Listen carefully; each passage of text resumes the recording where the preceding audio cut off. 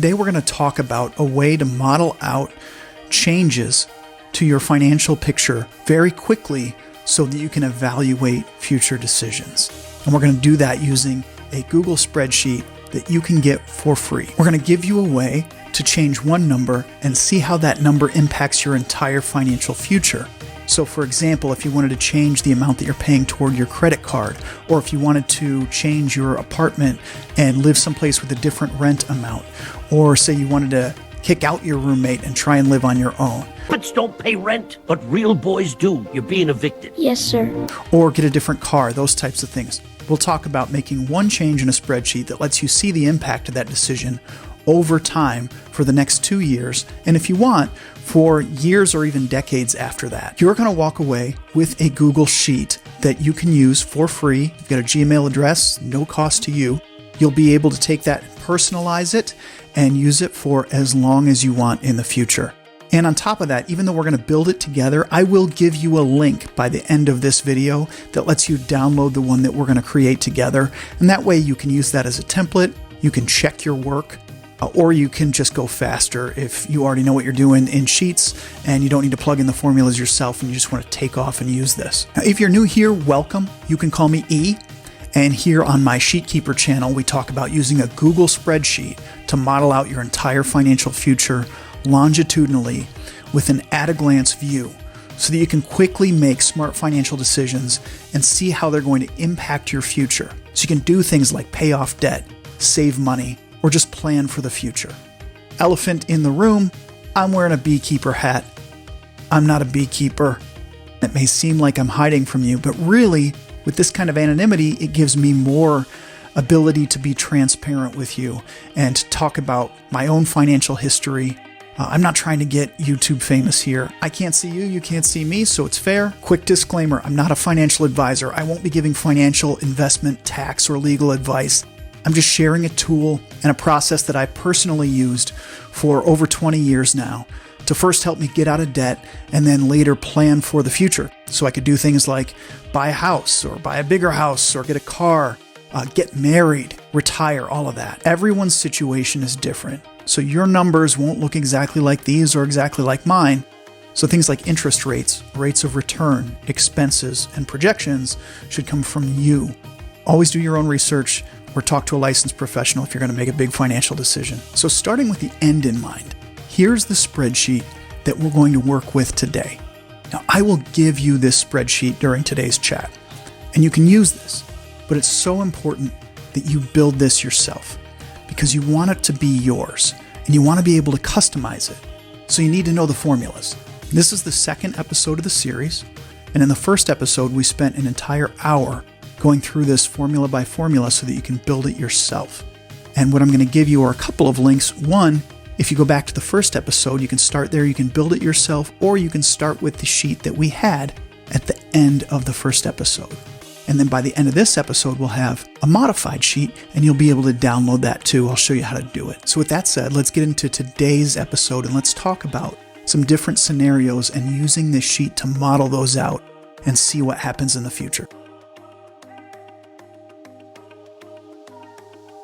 So here we are in the spreadsheet, and last time we talked, we were filling in values for all of these cells. We were just actually filling them in, and we'd copy and paste these values, and we'd take them 2 years out. So we would copy a couple of cells, and we'd go all the way to the right, and we'd paste all the values here. You've got your biweekly paychecks up here at the top, and then you've got all your expenses like your rent. Here we've got a car payment, your car insurance, your cell phone, electricity, home internet, and so forth. And then down at the bottom, we've got a checking account so you can see your balance, and you've got your credit card balance. And like we talked about in the first episode, right now, we're just assuming you're going to pay all your bills out of your checking account. And I know that you may not do that, but we're going to keep it as simple as possible to start, and we're going to build off of that as we go forward. Now, in the first episode, we used an example of somebody that was making, I think, $1,900 in every biweekly check. And what I wanted to do for this episode is to bring that down a little bit. Everyone's got a different financial picture. And so I did some research and found what it would cost for someone living in the Midwest somewhere with a new job, call it entry-level telemarketer job, and I plugged in some numbers that kind of go along with that level. Now, your numbers may be much less than that, much more than that, but you'll be able to plug those in yourself. For today, we're just going to use that level of income and some expenses that may go along with that. So according to ZipRecruiter, someone that's starting out in, say, telephone customer service that doesn't have a lot of experience could be making somewhere between, say, $31,000 and $38,000 a year. Obviously, that'll vary greatly depending on where you're at in the country and depending on where you apply for the job. But let's say that that's the case. Now, that comes out after your taxes and kind of the regular deductions, including maybe medical insurance that you're going to get at your job, to about $950 per biweekly paycheck. I'm going off assumptions here, so hopefully that's fairly realistic. And this assumes that you're not making any contributions to a 401k. So what I've done here is I put that net amount per biweekly paycheck in row 2. And you can see you've got $950 coming in into your bank account every 2 weeks, starting back here on October 17th, and I'm in cells C2, and then going forward. We'll talk about this gray area in just a second. But you can see every 2 weeks you've got $950 coming in, and then I model out some expenses here. And so for background, the expenses I put in here today are all assumptions based on someone who has a roommate. I'm not expecting you can just pay $750 in rent and live on your own. This person has a car payment, they've got car insurance, they've got a cell phone, electricity, home internet, a credit card that they're trying to pay off, some money for food, gas, and entertainment. And then this is their checking account. For the car, I know that this is a low car payment. This is assuming that somebody bought a very low-priced, hopefully reliable used car and was able to have a good credit score and secure some good financing rates. I'm also assuming for these utilities like electricity and home internet that you're splitting that cost with a roommate. And then I'm assuming you're paying, or you're able to pay, if you've got a $5,000 credit card balance, somewhere around $140 to $150 a month just to make the minimum payment. And also, this is the big assumption, I'm assuming you can get by with your food, gas, and entertainment at about $225 every paycheck. As I explained before, this is a really important number because if you go too far above that 225, it's going to throw off the whole model because we're going to use this model to forecast way out into the future. Now, I know 225 isn't much. For 2 weeks, it doesn't let you go out to restaurants. You're going to have to use this to buy groceries. This includes your gas to get back and forth to work, and it includes any entertainment, anything that you want to do. All of that discretionary spending is going to go here in this line. And if you're new here, you're wondering, why don't we divide all that out? I talked about it a lot in the first episode, and you can go back and reference that. But conceptually, what I'm showing you here is a planning tool to take you way, way out into the future. So we're going to have to make some assumptions to keep this simple. And that's one of them, that you're going to group those things together, and you're going to try and hit that specific number once every 2 weeks. Or hopefully do even better and spend even less every 2 weeks. Something we're going to cover in future episodes is that this credit card currently doesn't show an interest rate. We will add that, and that is important because it's going to make a big difference to these calculations. But for now, we want to keep things simple, build your spreadsheet, and then we'll add the interest rate. So here's what's new from the last time that we talked, and that is in column B, I've added an assumptions column. And the assumptions column makes an assumption saying every time you receive this paycheck or every time you need to pay this amount, you're going to pay that same amount. And what we're going to do today is show you formulas that let you take those assumptions and automatically carry them out through your entire financial future. So then what you're able to do is quickly change one of these numbers and see how it impacts the whole thing. So today with this paycheck and then with these expenses, you're going to see your financial future. Let's take a look at your checking account balance. Today, we're going to say today is November 14th. Your balance in your checking account is $2,050.91, and your credit card balance is $4874.23. If I scroll all the way to the right, we're going to go out 2 years. You can see in October of 2027, you end up with $425.91 in checking and $1374.23 on that credit card. So if you remember those numbers, now we can go back and we can make some changes very quickly to see how all of this looks if you make a big change in your life. For example, your car payment right now is $300. Let's say you wanted to trade in that car and you're going to end up with a different car payment, and that car payment is going to be $350. Using the spreadsheet, I'll just be able to plug in $350 here, and when I do that, watch these numbers change in columns E through H. They all change to $350. And that goes on all the way to the right through my entire projection. On the left, this one didn't change. It stayed at $300. And the reason is, in today's episode, we're going to go through how to put in hard-coded values when you've already incurred that expense. So if we assume that today is 11/14 and it's a payday, then these numbers are in the past, 10/17 and 10/31. And so you paid $300 because that was your car payment on 10/17. In our future projection, we're assuming that's going to go up to $350. And you can see that here. Now, we made that change from $300 to $350. What did that do to our financial picture in the future? If I scroll all the way to the right here, back out to 2027, well, you can see we started to go negative in our checking account out here. And when that happens, you run out of money. So you're going to need to either put that extra expense on a credit card or lower some of your other bills to make it all work, or get a raise. So instead of the numbers that you saw before, now, October 15th, 2027, we're negative in checking. And our credit card balance is still the same because we paid the same amount toward the credit card the whole time.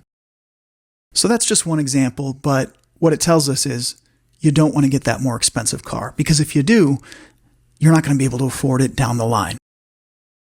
Let's change this back to $300, and let's do another scenario. Let's say you get a raise at work. Your paycheck was $950. Now it's going to be $1,000. What does that do? I plug in the 1,000 in B2 and watch E through H over here change. Those all change to 1,000 when I plugged it in, and that's going to change throughout your entire spreadsheet. So when I scroll to the right to October 2027, let's see what that did to our financial picture. Well, now we've got close to $3,000 in checking that we've saved up. Same credit card balance because we didn't change the payments to that credit card at all. Let's do one more.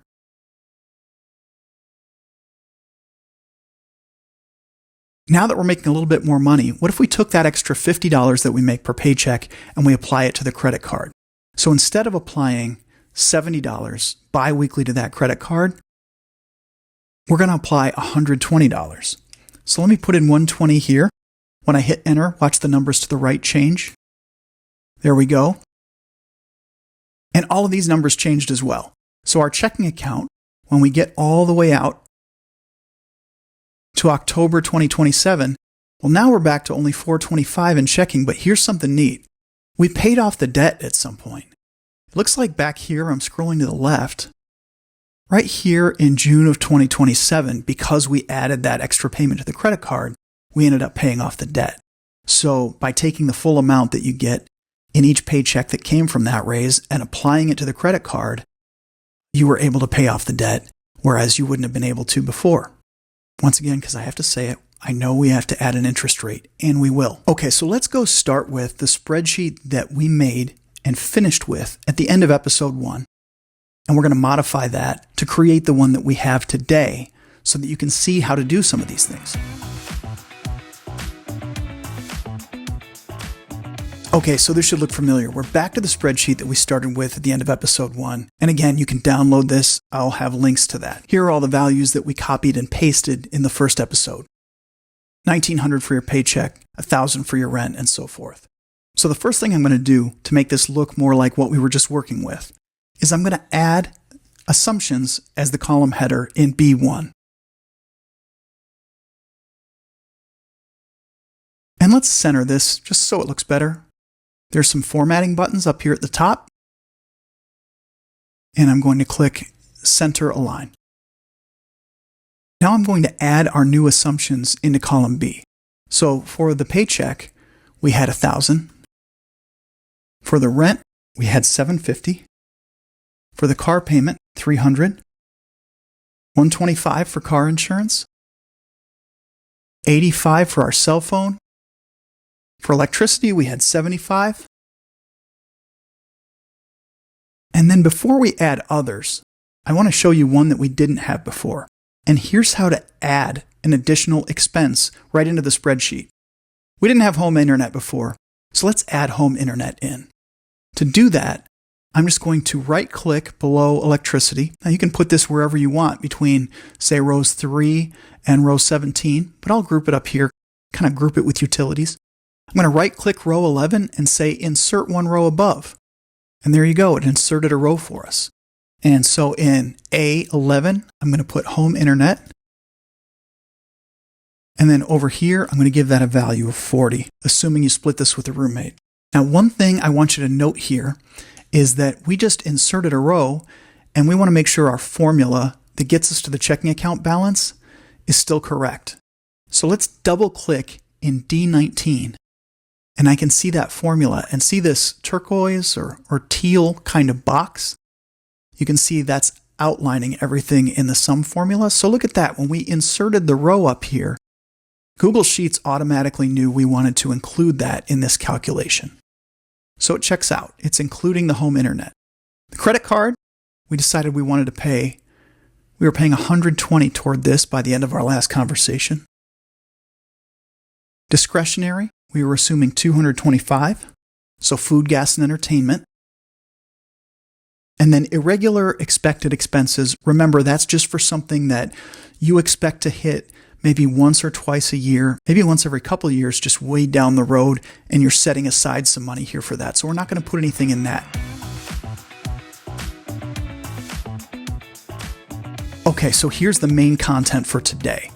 What we're going to do is instead of just typing a new value into C4, because before we would have copied this like a Control-C, Control-V, or a copy and paste of our rent number all the way to the right. We're going to say that C4 is now equal to this assumption number in B4. So for a formula, what you could do here is you could put equals B4. If I did that, it's just going to make this value equal to what was in B4. But if we do that, and then we copy and paste it, I'm going to do a Control-C to copy and a Control-V to paste it, something weird happens. As we scroll right, it adjusted that formula. We wanted it to be B4, but it made it D4. And there's a way to fix that. So when we're in C4 and you put in your equal to B4 formula, what you want to do is put a $sign in front of the B. And you can do that either in the formula bar or in your cell. And what that $sign is saying is, when I copy this formula later, I want you to hold on to column B. I don't want you to change that. You can change the other values in the formula, but don't change column B. So $sign B4 is what we put in here, and then hit enter. And now what we'll do is copy C4 and D4. So you can right click and say copy, go and highlight E4, and go all the way to the right. Now I've got everything highlighted out to BD4 and hit Control V, and it's going to paste that in. And now you can see C4 all the way to the right. They're all 750s because they're all equal to this value in B4. So now watch this. If I'm in B4 and I change that rent from 750 to 800, watch what happens toward the right. They all change to 800. So that's what allows you to make quick changes and assumptions and then see the impact of those assumptions throughout your entire financial picture.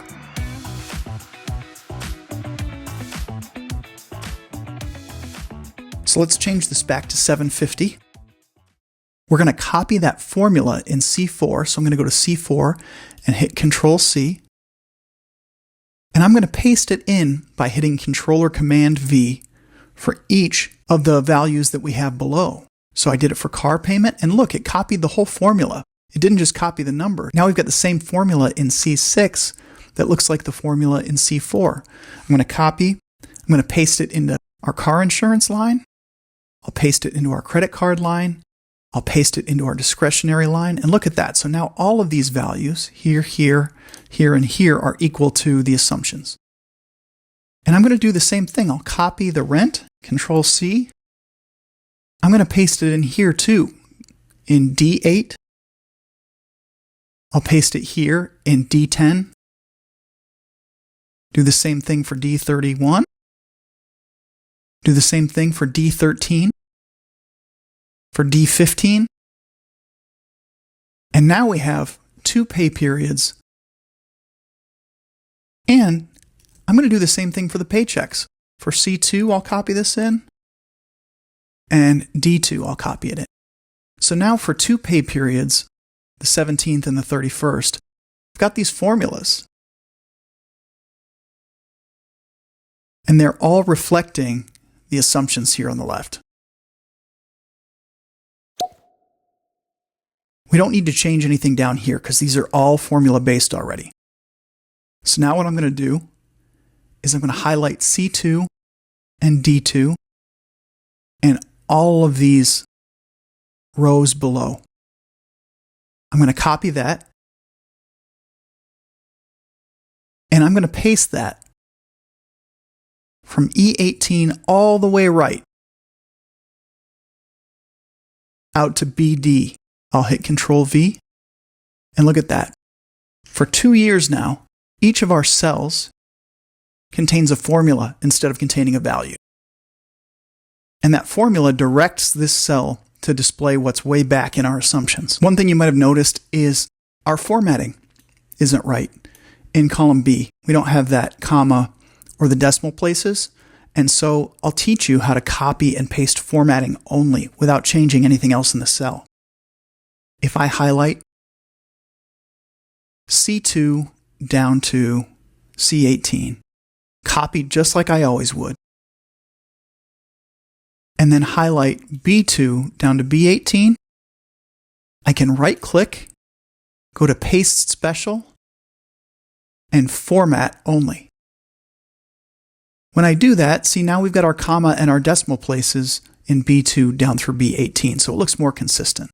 So what you've just built is a way to change these assumptions and watch them ripple through your entire financial forecast. If I change my car insurance from $125 up to $150, hit enter, all of the car insurance lines are going to change. So you can play with any scenario that you want to here. The whole point is you're able to plug in your expenses and your income and then see how that affects that checking account balance and that credit card balance 2 years from now. And if you want to keep going further and further out, 3 years from now, 4 years from now, and as far out into the future as you want to see. All right, one last thing I want to show you today. One thing that you want to do is as days elapse, you get your paychecks, you get your bills, you pay your bills. You want to go in here and you want to hard code those values so that you have a permanent history and record of what happened. And also, so those real numbers that you've actually incurred and experienced don't change when you change your assumptions. So what we do here is, let's say that it is November 14th. We already got these paychecks and we already spent this money. So we're going to actually go in and put in the actual amounts that we spent and that we received just by typing them in. So let's say it was October 17th and we got our paycheck. And it wasn't $1,000, it was $941.25. I'm just going to plug that right in. And what I like to do once I've plugged in a number like that is I like to gray it out. So I'm going to highlight 1017 and 941.25. And I'm going to go up here to the formatting tools. See, this looks like a paint can here. For you Excel experts, I know that I'm really taking a lot of time, but it's worth it. I'm going to make it a color of gray, a shade of gray here. And that way I know that that's a hard-coded value. I already incurred that. And then let's just go down and gray out anything. Say we actually spent our $750, our $300. Let's say our car insurance came in and it was $156.18 for some reason this month. Let's say over here, our cell phone for the 31st was $85.42. I want to make sure I get that paycheck up here too. On the 31st, our paycheck was $953.61. Those change a little bit from time to time. Our electric bill was $110.24. We watched a little more of the Hulu television programs than we normally do. So our electricity bill went up. I'll take a minute here to plug in a home internet value and copy it over because we didn't do that before. I'm going to say we paid $79.95 for home internet from the paycheck on the 17th. That's because we hadn't split it with our roommate yet. But going forward, what we'll do is we're going to plug that in here as an assumption. So we're going to say equals $B11 because we want it to equal our assumption. Hit enter. I'm going to copy row 11, columns E and F. And I'm going to paste those in all the way to the right here so it fills out the rest of our years. Okay, back to plugging in values. Our credit card, let's say we paid $75 toward that on the 17th. And then money got a little tight. So on the 31st, we didn't put anything toward the credit card. Now I understand there's minimum payments that you need to make, so sometimes you just have no option. You have to spend less or find that money. And then for discretionary, let's say we ended up spending $291 the pay period of the 17th and $215, a little lower than we planned. That's a good thing on the 31st. Those were our numbers. I'm going to gray all of this out because we have actually incurred those expenses. Go up here to the paint can, turn it gray.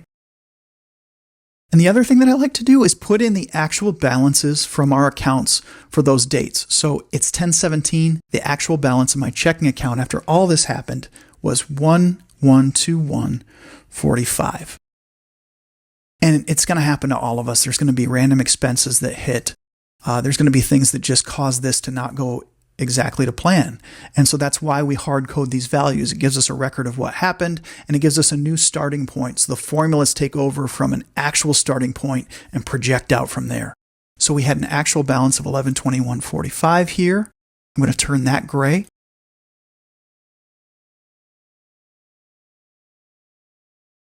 And our credit card balance was $5,000 to start. And then on the 31st, our credit card balance was $49.44.23. We know that those were the actual balances. And then for whatever reason, let's say we got a gift from our aunt. Our checking account balance went up to $2610.91 here in D19, so on the 31st. Got some sort of a Halloween gift, and the only reason it went up so much is because that's how I've got it in the spreadsheet that you're going to download, so I want this to look exactly like that one. So now that we've done that, let's go back and change an assumption and see what happens.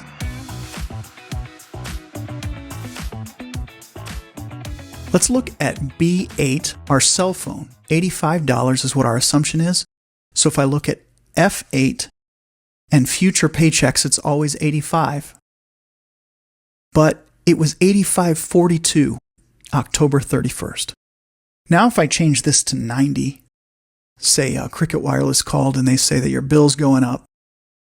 85, you change that to 90 and watch the values on the right.